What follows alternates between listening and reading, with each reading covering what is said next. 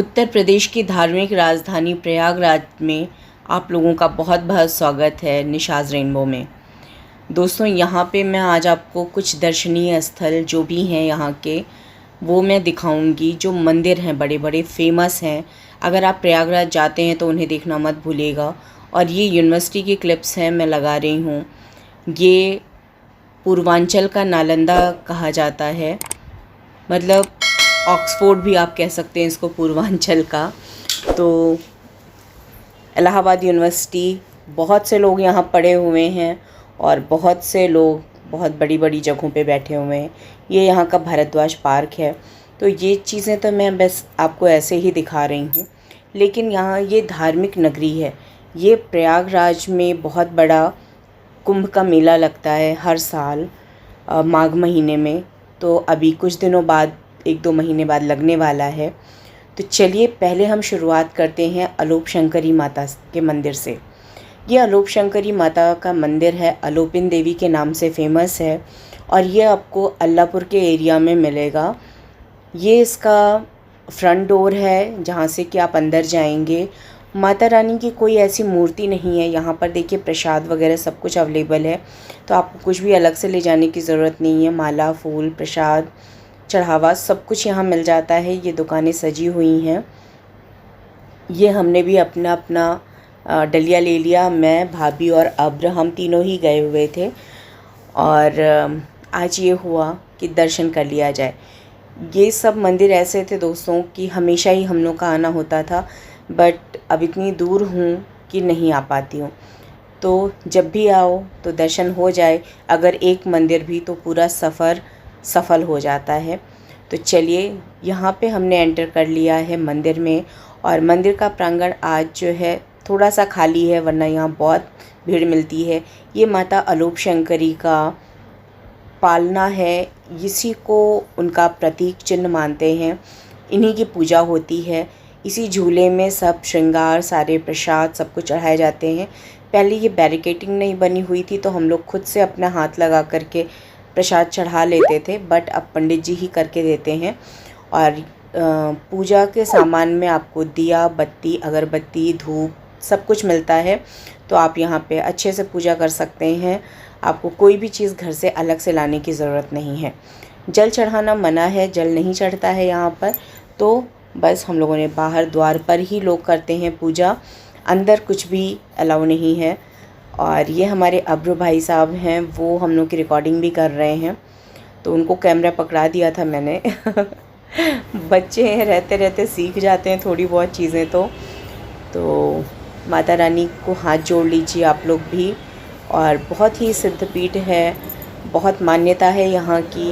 ये भी एक तरीके से प्रयागराज का एक शक्तिपीठ ही है, ऐसा मान सकते हैं। तो यहाँ पे अंदर बहुत सारी दुकानें लगती हैं। अंदर जब मंदिर के प्रांगण से आप निकलते हैं, आजकल हर मंदिर में सभी भगवान को रखने का या उनको स्थापित करने का प्रचलन है, तो वो यहाँ पर भी है। और देखिए, अभी हम लोग मंदिर से बाहर आ गए हैं। भाभी, वो गुंबद देख लीजिए, मंदिर का ऊपर ऊपर देखो बेटा, मंदिर बैक साइड में।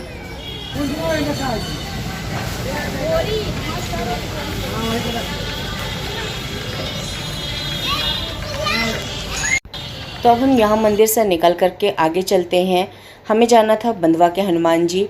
उससे पहले यहाँ पे गंगा जी का दर्शन ना हो, ऐसा संभव नहीं है। जय गंगा मैया, आप सब भी बोलिए दोस्तों। और यहाँ पे किनारे पे हम लोग थोड़ा सा पूजा कर रहे थे, माता रानी को दिया जला रहे थे। और ये हर मनोकामना को पूरी करती हैं। प्रयागराज में गंगा जी का बहुत महत्व है। यहाँ पे 3 नदियों का संगम होता है, यमुना, गंगा और सरस्वती।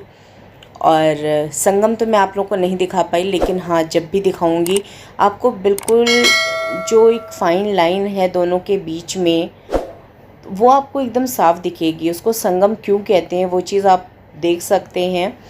तो संगम नगरी भी कहा जाता है इसको। ये संगम और कहीं भी आपको नहीं मिलेगा। ये 3 नदियों का जो संगम है वो सिर्फ प्रयागराज में, इलाहाबाद में, तीर्थों के तीर्थ प्रयागराज में ही मिलता है। यहाँ पे गंगा जी का दर्शन करने के बाद हम लोग बढ़ गए बंधवा वाले हनुमान जी, जिनको अभी कुछ दिन पहले मैंने अपने एक व्लॉग में बताया भी था दोस्तों कि गंगा जी जब बढ़ती हैं हर सीज़न में, जब बारिश का मौसम होता है गंगा जी बढ़ती हैं और यहाँ पे आकर के हमारे बजरंगबली को, लेटे वाले हनुमान जी को अपना स्नान जरूर करवाती हैं, उसके बिना पीछे नहीं जाती। कुछ नहीं करेगी मेरे साथ नहीं ना।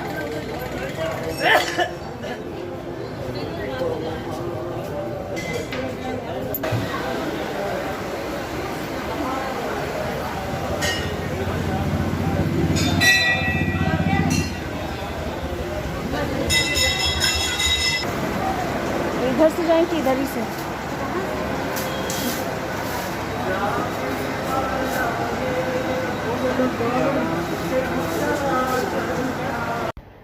यहाँ मंदिर के प्रांगण में दोस्तों आपको माला, फूल, प्रसाद सब कुछ मिल जाएगा। आपको अलग से कुछ भी लाने की ज़रूरत नहीं है।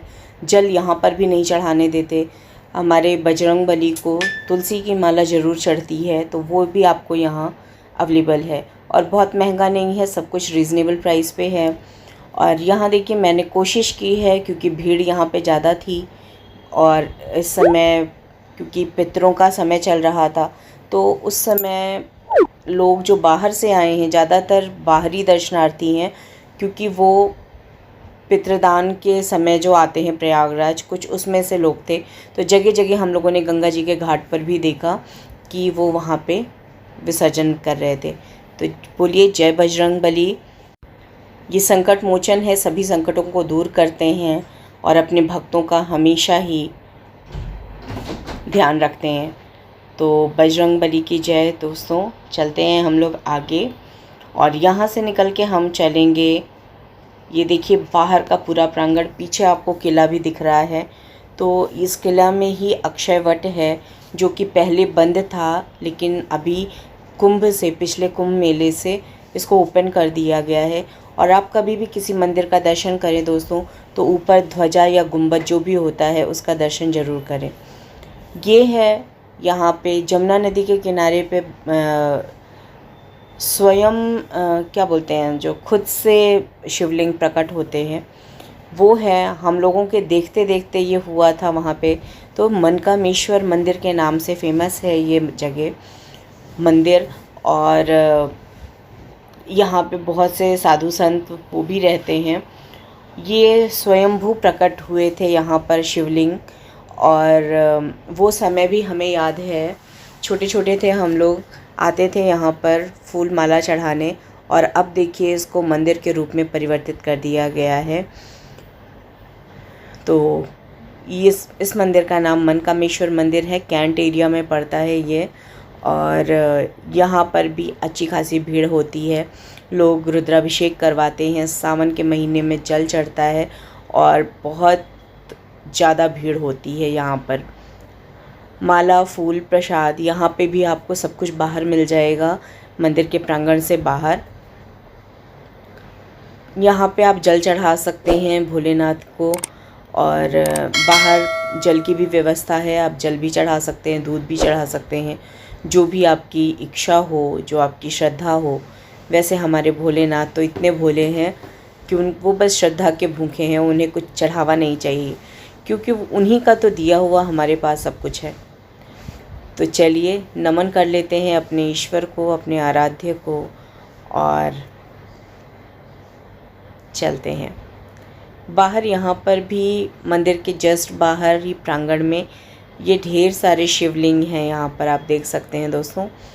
बहुत ही अद्भुत। आप मंदिर जाइए ना, जो आपको शांति मिलती है, जो आत्मिक उत्साह होता है, वो अविश्वसनीय है। तो यहाँ पे मैं आपको दिखा रही हूँ जमुना जी, और फ़ोटो में तो इतना क्लियर नहीं आया है, बड़े तेज़ वेग में थी जमुना जी। तो आप देख रहे हैं नाव भी चल रही है इसमें, और ये वहीं पर भगवान बजरंगबली की मूर्ति थी। तो अब गए थे दर्शन करने वहाँ, हम लोग तो दूर से हाथ जोड़ लिए।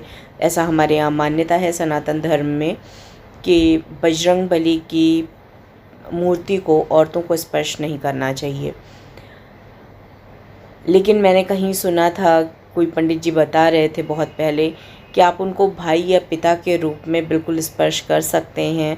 वो आपके पिता हैं, आपके भाई हैं, तो इस रूप में आप उनको चरण स्पर्श कर सकते हैं। भगवान हमेशा श्रद्धा के भूखे होते हैं, आप उन्हें किसी भी रूप में पूजें, बस श्रद्धा होनी चाहिए। तो यहाँ पे कुछ हम लोगों ने पिक्स वगैरह ली थी अब्रू के साथ में। थोड़ी देर को हम लोगों ने मास्क हटाया था, अदरवाइज़ तो मास्क लगा ही रखा था। और अब जो है माला फूल चढ़ाने के बाद यहाँ पे इन लोगों की बास्केट्स वापस करके हम लोग पैसे वैसे भी दे रहे थे, क्योंकि पहले दिया नहीं था। वैसे ये सिस्टम गलत है। पहले हमें ना जो भी हम प्रसाद या फूल माला लेते हैं वो ले करके और पैसे दे देने चाहिए। इनकी डलिया वगैरह आप बाद में वापस करो, जब तक आप ख़रीद नहीं लेते उसको चढ़ाएंगे। अच्छा, ये देखिए, ये ऐतिहासिक बिल्डिंग तो नहीं है दोस्तों, ये मेरा स्कूल है, जगत तारण गर्ल्स इंटर कॉलेज, और ये है इलाहाबाद में। और बहुत ही बड़ा स्कूल था हम लोगों का, 6 से 12 तक का स्कूल है। और इसी रास्ते से निकल रहे थे, तो कैसे भूल सकती हूँ इसको कैप्चर करना। आप लोगों को मैंने बताया भी कि बेटू ये मेरा स्कूल है। और ये भारद्वाज ऋषि का स्टैचू है। यहाँ पे एक भारद्वाज पार्क है, जो कि सिंपल पार्क है, उसमें कुछ ऐसा नहीं है कि झूले वगैरह बहुत कुछ हों, ऐसा नहीं है। तो चाहें तो आप वहाँ पे विज़िट कर सकते हैं। और अब हम घर लौट रहे हैं। ये देखिए, यहाँ पे कमिश्नर आवास पड़ता है, ये भी एक अट्रैक्शन का केंद्र है। और हम लोग घर वापस आ चुके हैं।